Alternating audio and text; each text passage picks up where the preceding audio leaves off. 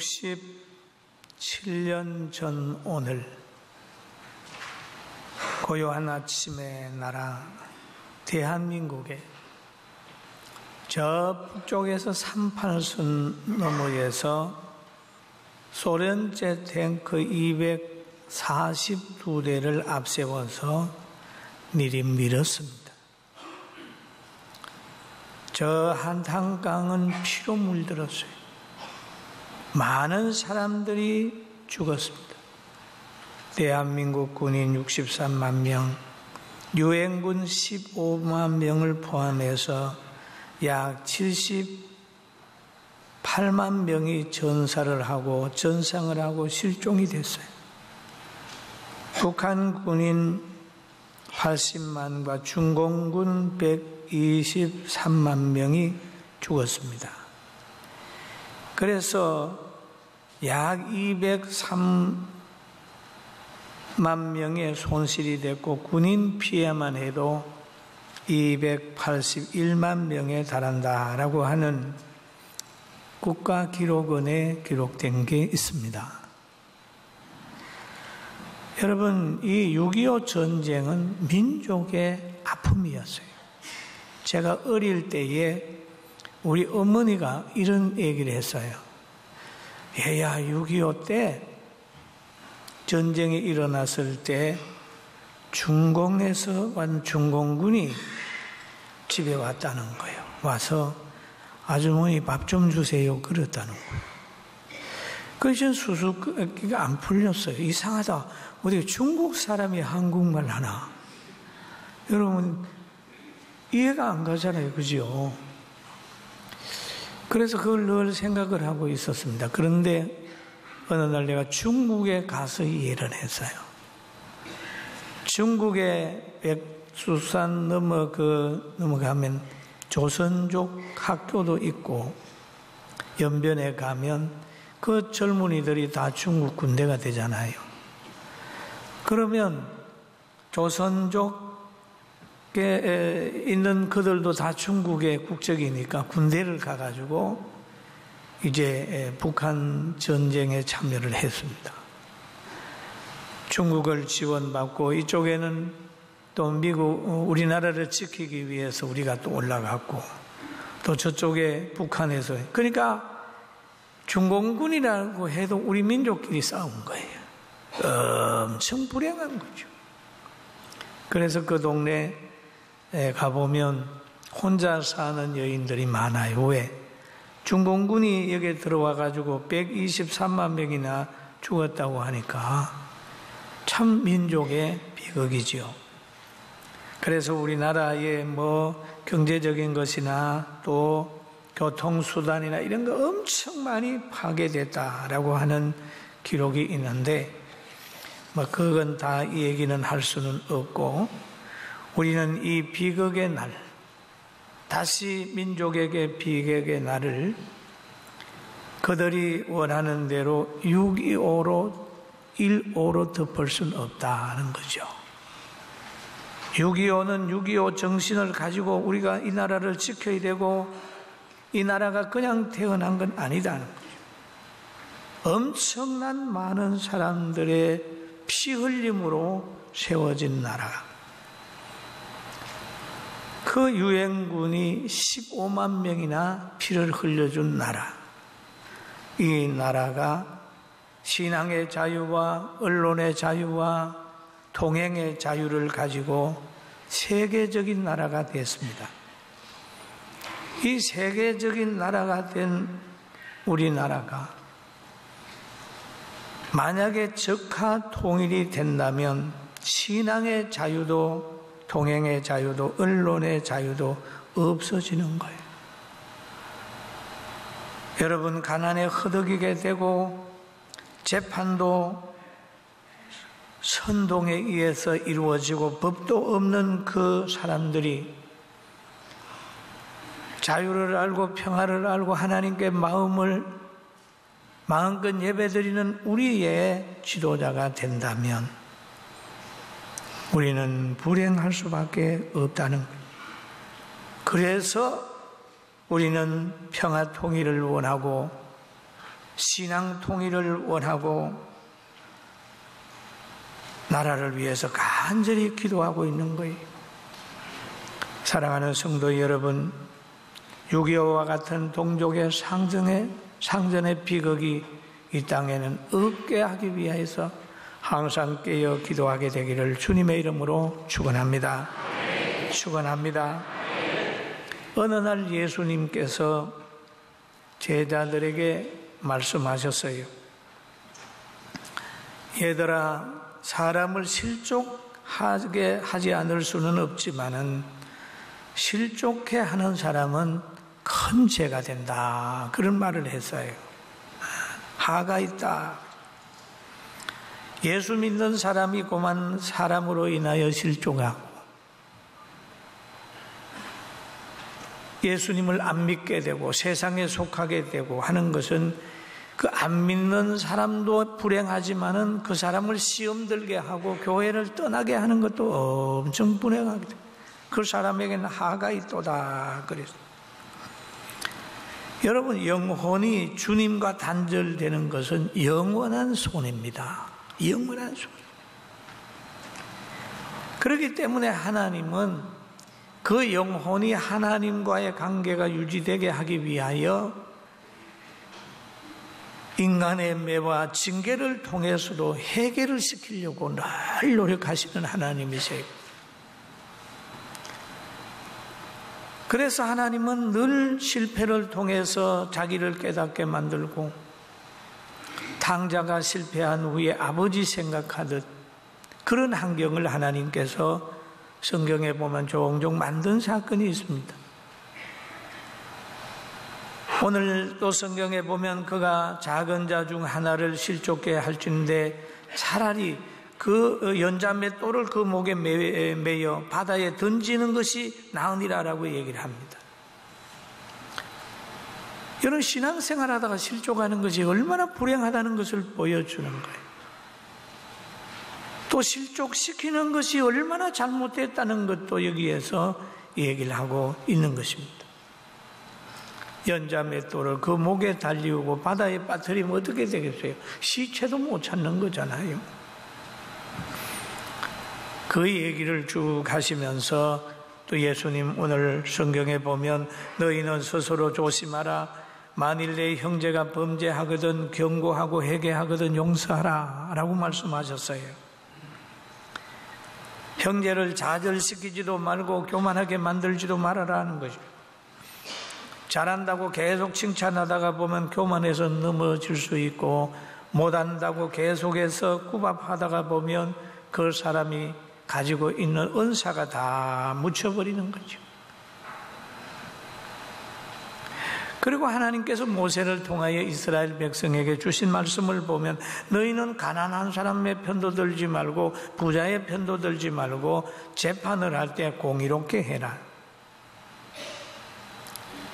그렇게 얘기를 해요. 공의롭게 해라. 공의롭게 해라. 정의롭게 해라. 그래요. 죄가 있는 사람을 벌하는 것은 바른 것이지만은 벌하기 위하여 죄를 찾는 것은 좋은 거 아니라는 거죠. 저 사람 벌을 주려고 한번 찾아보는 거예요. 뭐든지 한번 걸어보려고 하는 거예요. 그건 잘못된 겁니다.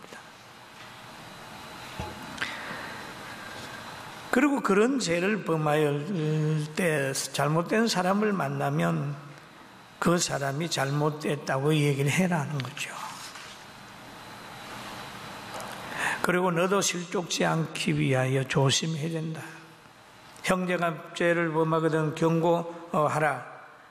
범죄하는 것을 보고 묵인하든지 동조하지 마라. 우리가 나라의 동성애들이 뭐 한다, 뭐 차별금지법을 만든다, 뭘 한다 그러면 교회가 이 얘기를 하잖아요. 이거는 성경적이 아닙니다.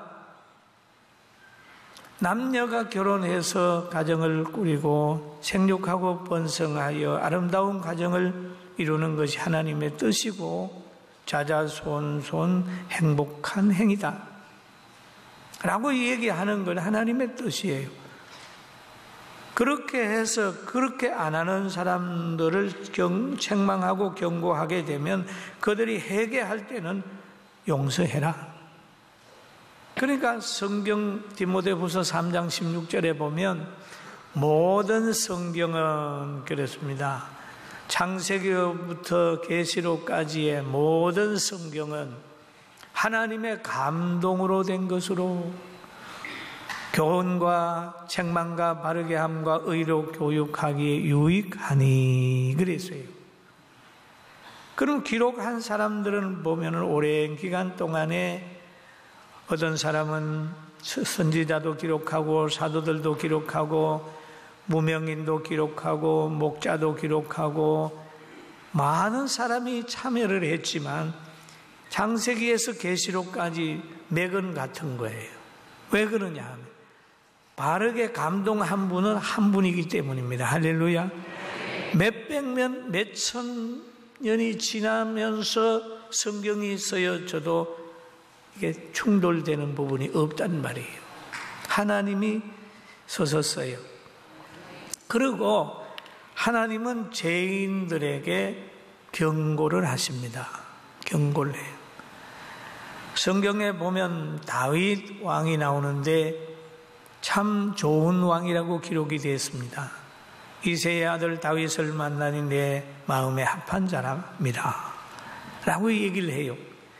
그런데 다윗을 가만히 연구를 해보면 그의 삶과 그의 역사를 보면 그렇게 좋은 사람이 아니에요. 사실 우리나라 청문회 가면 다 떨어질 사람들이에요. 그런데 다윗을 보니까 막 고생도 많이 하고 하나님이 지켜주셨어요. 그리고 다윗이 왕이 됐습니다. 왕이 된 후에 낮에 왕궁 위에 올라가서 이렇게 낮잠 자고 한번 돌아보니까 저 멀리에서 여자가 벗고 목욕을 했어요. 그리고 그만 남자로서의 뭔가 동해버렸습니다.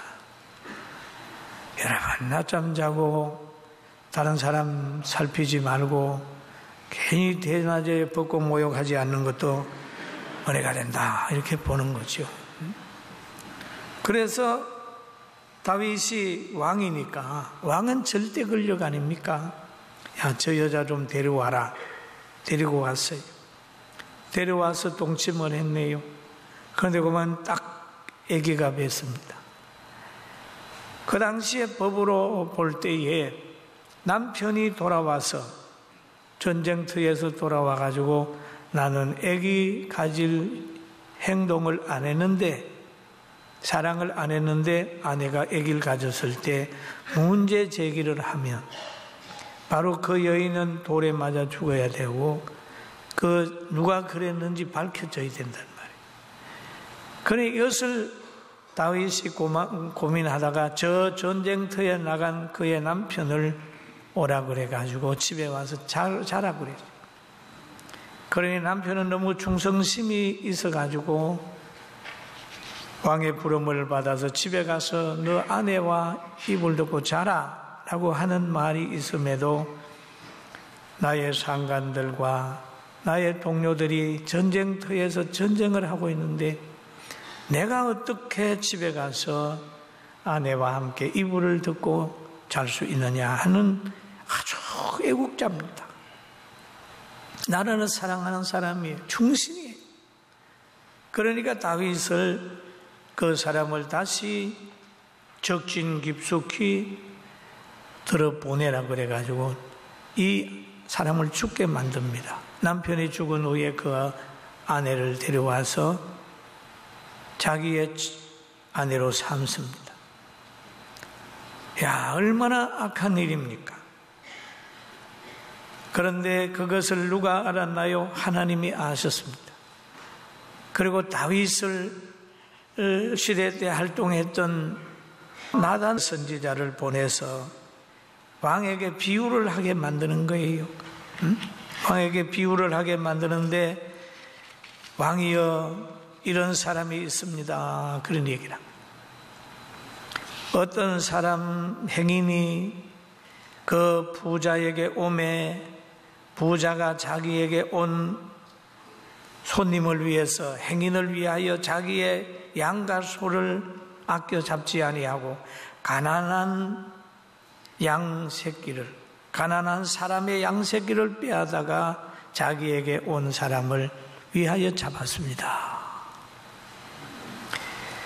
부자가 있고 가난한 사람이 있는데 부자는 양이 많아요.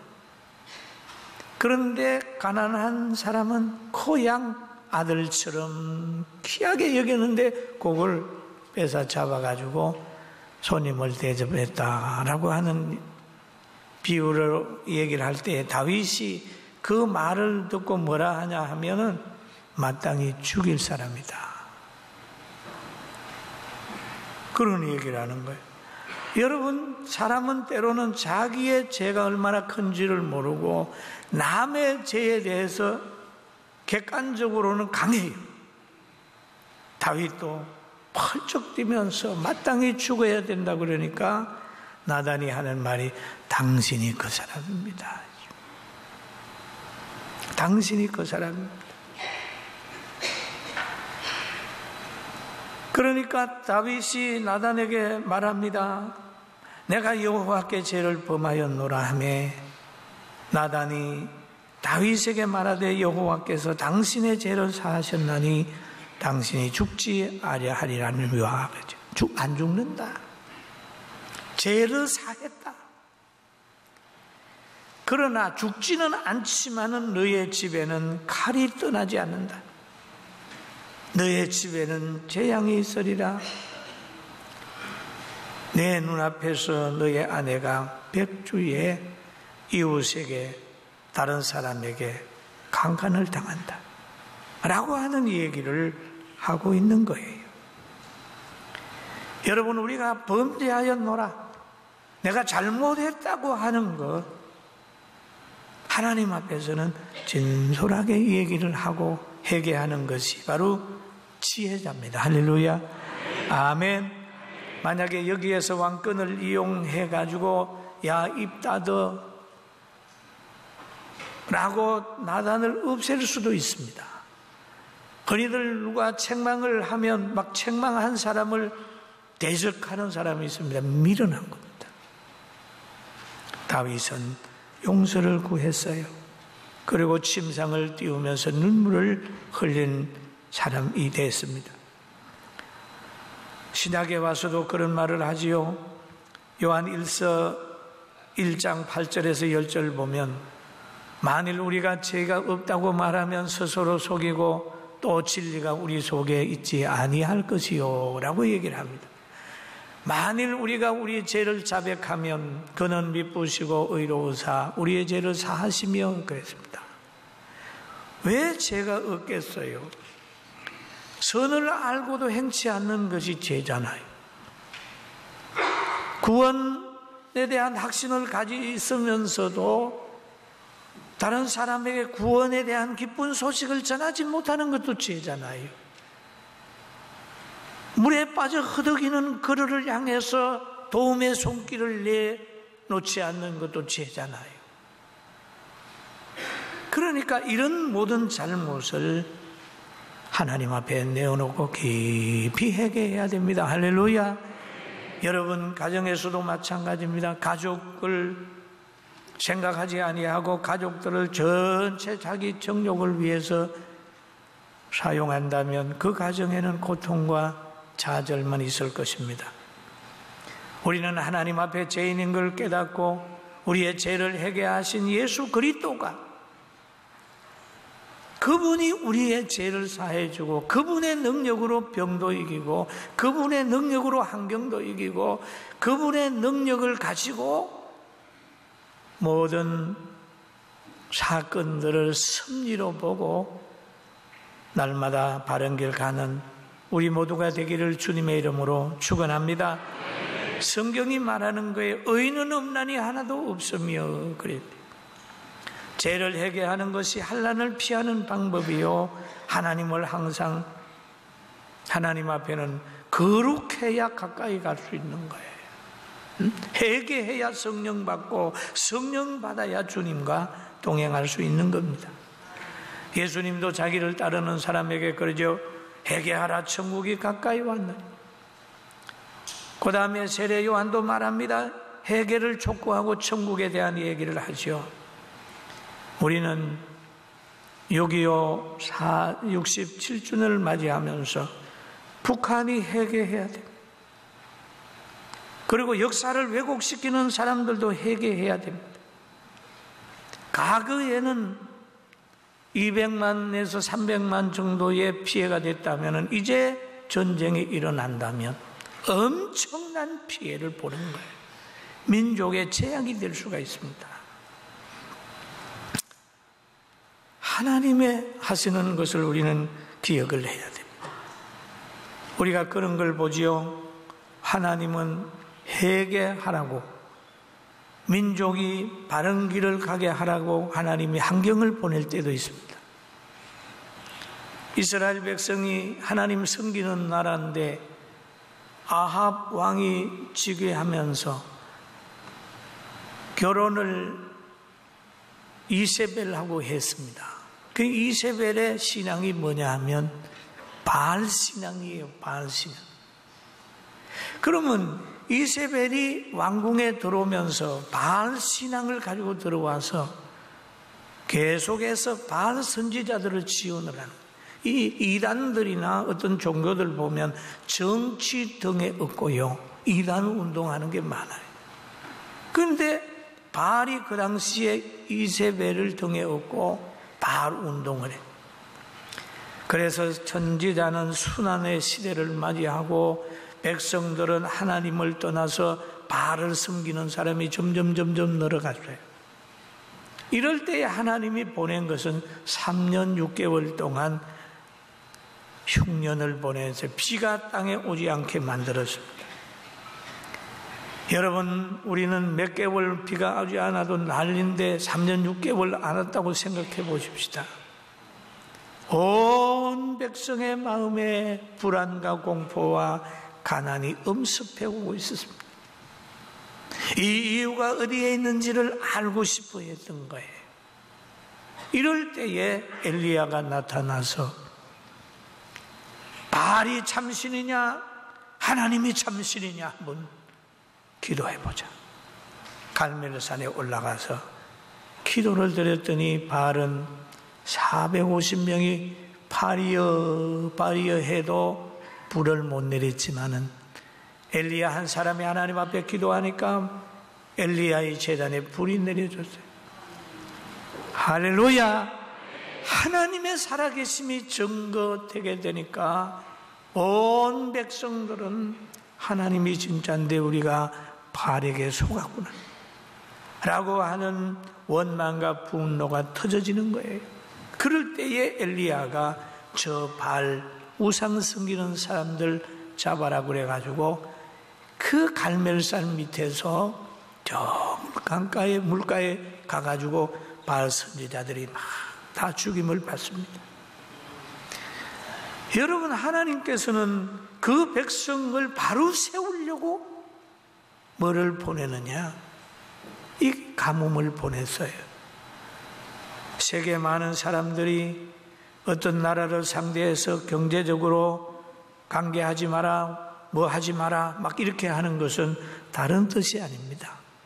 하나님께서 그 가난을 통해서 다시 한번 악한 마음 버리고 악한 행위 버리고 회개하라고 하는 하나님께서 만든 환경인지도 모르기 때문에 우리는 이 민족이 회개하기를 위해서 기도해야 돼요.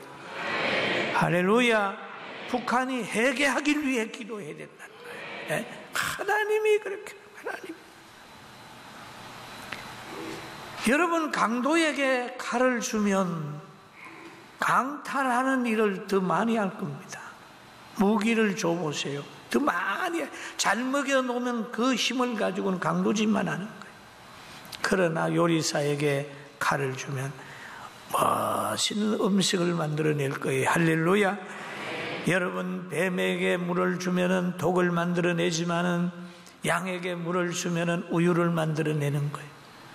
준다고 좋은 것이 아니라 양에게는 물을 주고 조리사에게 칼을 줄지언정 강도나 뱀 같은 거는 정도 좁아요. 본성이 그렇기 때문에 이상한 것만 만들어내는 거예요. 사랑하는 성도 여러분, 우리는 분별력을 가지고 조심하고 책망받을 때 회개하는 복이 있기를 주의 이름으로 축원합니다. 할렐루야. 소돔의 가난이 타락했다고 해서 백성이 타락만 하니까 같이 죽는 거죠. 소돔의 가난이 좀 그렇다 할지라도 소돔에 있는 백성이 롯의 말을 들었다면 그 말 듣는 그들은 살아나왔을 텐데 그들까지도 안 듣다가 보니까 소돔성 의인 10명이 없어 망했어요.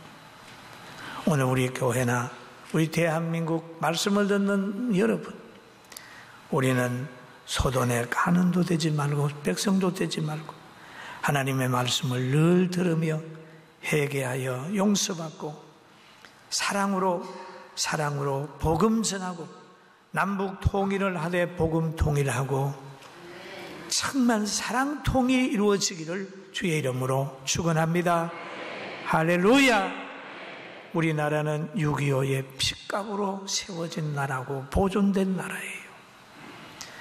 늘 조상들의 수고를 헛되이 흘려보내지 말고 감사하면서 함께 살아가는 아름다움이 있기를 주의 이름으로 축원합니다.